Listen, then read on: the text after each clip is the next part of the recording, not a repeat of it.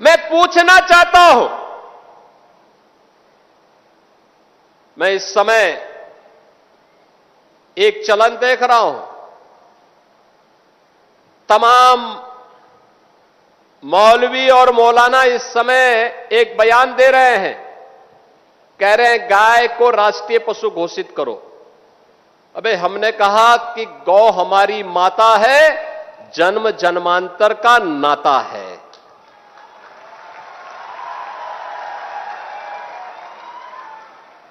क्या मां और पुत्र के बीच में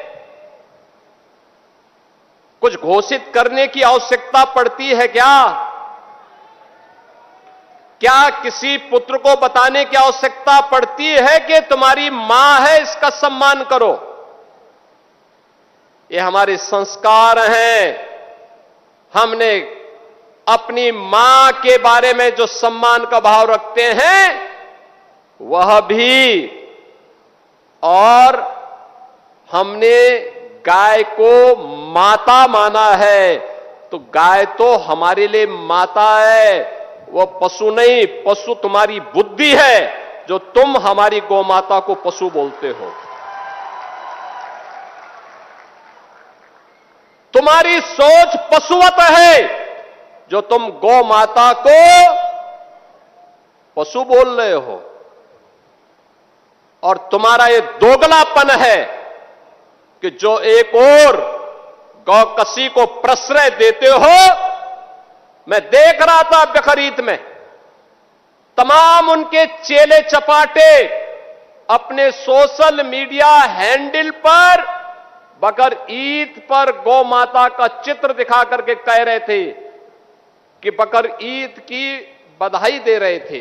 लेकिन मैं उनको बोलना चाहता हूं, यूपी में गौ हत्या का मतलब जान रहे हो ना क्या होगा?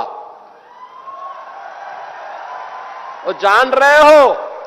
तो अगर जान रहे हो तो फिर अपने चेले चपाटों को समझा लो, नहीं तो कई कई पीढ़ियां याद करेंगी गौ माता के साथ किसी भी प्रकार की कोई हिमाकत की। तो मैं पूछना चाहता हूं, ये वही लोग हैं जो हमारी गौ माता को कह रहे हैं कि राष्ट्रीय पशु नहीं। अरे गौ माता तो स्वघोषित राष्ट्र माता है, उसको किसी को राष्ट्र माता घोषित करने की आवश्यकता नहीं। वैसे ही जैसे हमारी माता के बारे में किसी को परिचय देने की आवश्यकता नहीं पड़ती, जैसे गंगा माता के बारे में किसी को परिचय देने की आवश्यकता नहीं।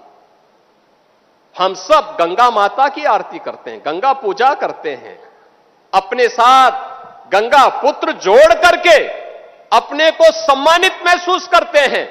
हमारे तीर्थ मां गंगा के तट पर हैं, हमारे सारे संस्कार मां गंगा के तट पर संपन्न होते हैं।